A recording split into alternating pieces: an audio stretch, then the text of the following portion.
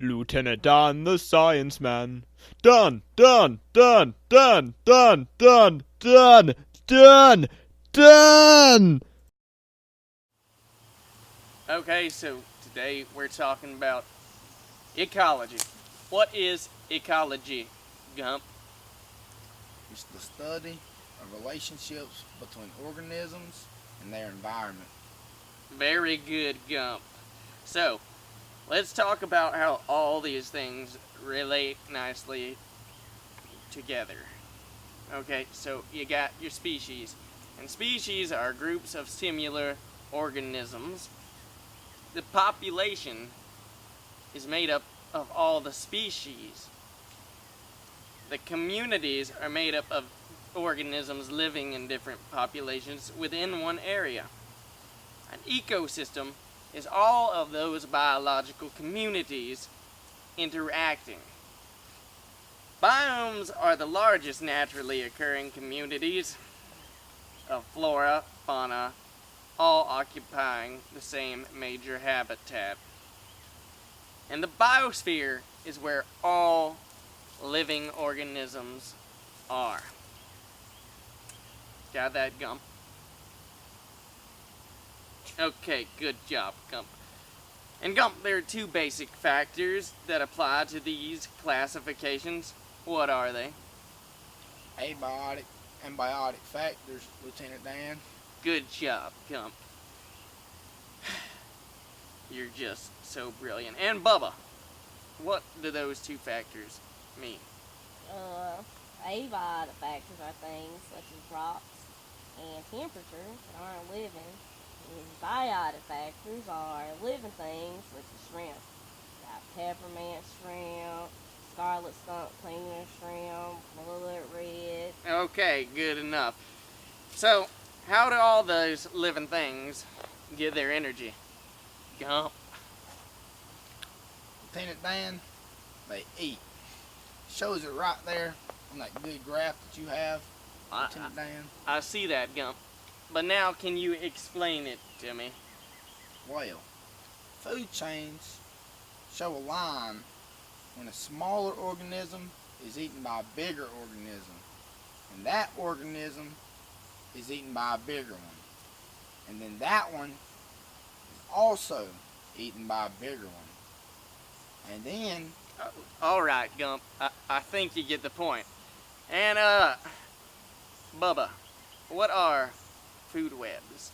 Well, food webs are a system of interlocking and interdependent food chains that show how all organisms relate back to one another, and as far as predator versus prey relationships are considered. Bubba, you are just so smart. Well, alright. So, let's move on to food pyramids. What do they do? Really? Neither of you. Okay. Well, food pyramids are a lot like food chains, and they demonstrate predator versus prey relationships. But the lowest level organisms start on the bottom, such as your producers, and it moves up to your primary consumer, and your secondary consumer, and then your tertiary consumer. Now, Gump, can you tell me how the energy flows through the pyramid as it goes up and decreases? No, Lieutenant Dan. I ain't no Lieutenant Dan. Okay, Gump. Gump, explain how it goes up and decreases in amount. Gump, the energy moves up the pyramid as one organism consumes the other, and it decreases as it does so. Oh, okay. I get it now, Lieutenant Dan. Good. Now let's talk about relationships. I assume you know what I mean by that, Gump. Well, me and Jenny have a relationship, and I have a relationship with my mama. No, Gump. Bubba. Well, I'm assuming you mean animal relationships like predator versus prey, like people catching shrimp for food, or mutualism when Pacific cleans the shrimp cleans parasites from fish, and they both benefit. Good job, Bubba. So, there are still four other types of relationships. You have commensalism, is when only one organism benefits from the relationship and the other is neither harmed or helped. Cooperation, that's when two organisms are working for the same benefit and it harms neither.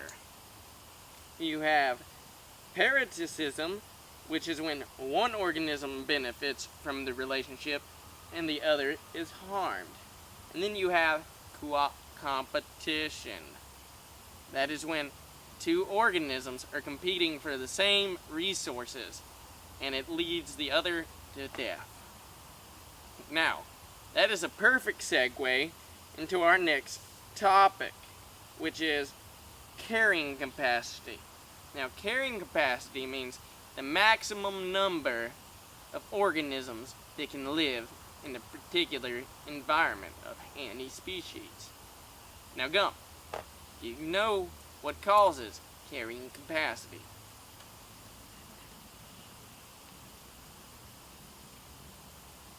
But, what are these limitations called? What is that factor? The factor of limitation. Close, Gump, but wrong. It's the limit. It's the limit. Limitations. It's the limiting. Limiting. Limiting The limit. factor. The limiting factor, Gump. Yes. My God, Gump, you are so stupid. Stupid is. Stupid does, Lieutenant Dan.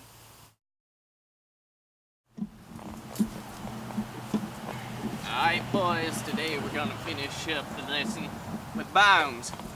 Bubba, can you tell me what a biome is? Yes, sir, I can. It's a group of ecosystems, such as different shrimp in the ocean, that share the same climate and have the same similar types of community. Great. Now, Forrest, can you tell me about the 9 land biomes? Yes, sir. I can tell you all about the bombs. Okay, Gump, what are they? Oh, sorry, sir. I have them here on my paper. We have tundra, we have boreal forest, we have temperate forest, we have temperate woodland and shrubland, temperate grassland, desert, tropical savanna, tropical seasonal forest, and tropical rainforest. Thank you, Forrest. And next time, please hold the stupidity. This is not Funland. Now, Bubba, can you tell me about the tundra? Yes, sir, I can. It receives 15 to 25 centimeters of rain per year. The temperature ranges from negative 34 degrees Celsius to 12 degrees Celsius. There are only short grasses and shrubs in the ground, and it consists of polar bears, salmon, and trout. And where is it, Bubba? In the northern hemisphere, sir. Good. Now, Forrest, can you tell me about the boreal forest without making me want to kill you? I can try, Lieutenant Dan, but I don't make any promises. But it gets around 30 to 84 centimeters of rain per year. The temperature ranges from about negative 54 degrees Celsius to 21 degrees Celsius. The spruce, fir trees, and deciduous trees are all on the ground. They're all animals such as moose and beavers, mountain lions. They're around Asia, Europe, and the tip top of North America. Thank you. And now, Bubba, can you take the temperate forest? It has 75 to 150 centimeters of rain per year. Temperature ranges from negative 30 degrees Celsius to 30 degrees Celsius. It has oak, beech, and maple trees coming out of the ground, and it contains skunks, rabbits, black bears, and it's in Australia, sir. Oh, the next one is the temperate woodland and shrubland. There's 38 to 100 centimeters of rain per year. The temperature goes anywhere between 10 degrees Celsius and 40 degrees Celsius. The evergreen shrubs and corn oak grow out of the ground in that area. Foxes, jackrabbits, and butterflies all are animals that exist in that area. And the area somewhere between South Asia and West Africa, with a little bit in Australia. Temperate grassland gets 50 to 89 centimeters of rain per year. The temperature ranges from negative 40 degrees to 38 degrees. Grasses and herbs grow out of the ground, and there are gazelles, bison, and grasshoppers. It's in the North America and South America, Asia, Africa, and Australia. The desert is next. It's the next biome on the list, Lieutenant Dan. It gets around 2 to 26 centimeters of rain per year. When the temperature is high, it ranges from 20 degrees Celsius to about 49 degrees Celsius. When it's low, it ranges from about negative 18 degrees Celsius to about 10 degrees Celsius. There's cacti, Joshua trees, and succulents grow out of the ground. It consists of lizards, tortoises, antelope, and it's in every continent except Europe. Rain in the tropical savanna ranges from 50 to 130 centimeters per year. Temperature ranges from 20 degrees Celsius to 30 degrees Celsius. Grasses and scattered trees grow out of the ground, and cheetahs, giraffes, and zebras live in there. It's in Africa, South America, and Australia. That's where the zoo is, isn't it, Bubba? Yep, I guess so. Okay. Well, tropical seasonal forest gets over 200 centimeters of rain per year. The temperature ranges from 20 degrees Celsius to about 25 degrees Celsius. Deciduous trees and evergreen trees grow out of that ground. There's tigers, koalas, frogs over there in those parts of the earth. These areas are Africa, Asia, sometimes Australia. I guess I got the last one. The tropical rainforest gets 200 to 1,000 centimeters of rain per year. The temperature ranges from 24 degrees Celsius to 27 degrees Celsius. There is bamboo and sugar cane coming from the ground, and chimpanzees, toucans, sloths live there in South Asia, Western Africa, and Northern Australia. No. Lieutenant Dan, I think we're done. Lieutenant Dan? Lieutenant Dan? I leave your stuff right there, Lieutenant Dan.